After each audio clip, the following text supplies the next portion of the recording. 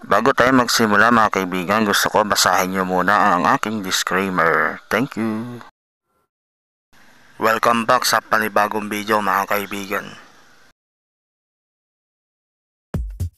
Bago pala tayo magsimula mga kaibigan, kung bago pa lang kayo sa aking YouTube channel, paki-subscribe naman tsaka hit na rin yung notification bell para updated kayo sa mga ganitong topic mga kaibigan. Sa video na ito, papakilala ko sa inyo si Madam. Si Madam kasi nagre-request kung magkano daw yung mga ganitong setup.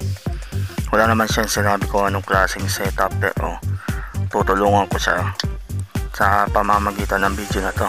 Ito na. Ma'am, maganda ka na po ng calculator. Ito, umpisan na po natin dito sa lithium-ion phosphate. Ito nga pala, yung lithium-ion phosphate dito ma'am, may kasama na po yung tabbing wire tsaka po mga screw. Yung link po nito sa description box na lang po below. Okay, ang sunod naman is yung active balancer. Importante to sa isang battery para i-balance yung mga cell. Ito rin po yung gamit ko at subok ko na po yung active balancer na to.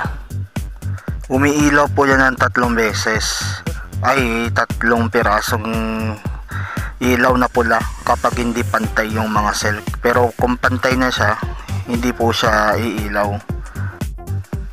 At isunod natin yung mas importante sa lahat, yung LVD. Yung LVD kasi low voltage disconnect po yun, kaya po siya LVD. At syempre, isunod po natin yung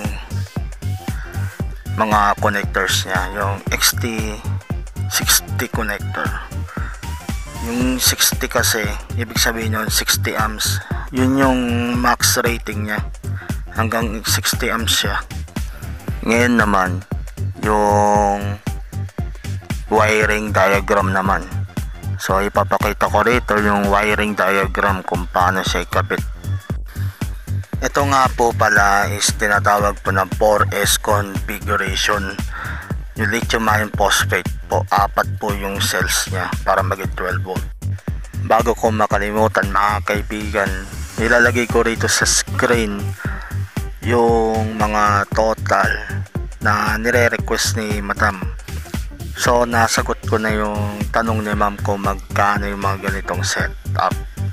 Ito po Madam, yung 4S 1P, ibig po sabihin nun 4 na series po, tapos series lang po siya.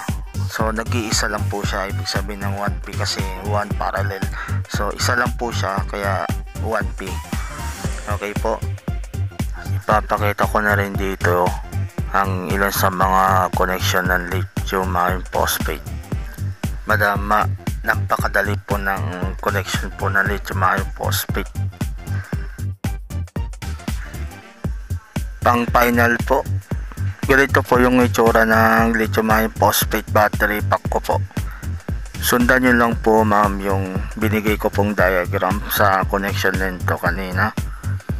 So napakadali lang po ng mga connections nya. Tsaka ang mura lang po niya, 1,000 plus lang po.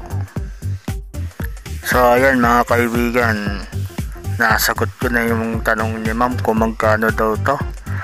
Nabigyan ko na rin siya ng tips kung paano mag-assemble. At syempre maraming salamat sa mga sumusuporta ng channel na to. So shoutout sa inyo, sa mga magpapa-shoutout, comment down below sa comment section para mabigyan ko kayo ng credits dito mga kaibigan. So maraming salamat mga kaibigan.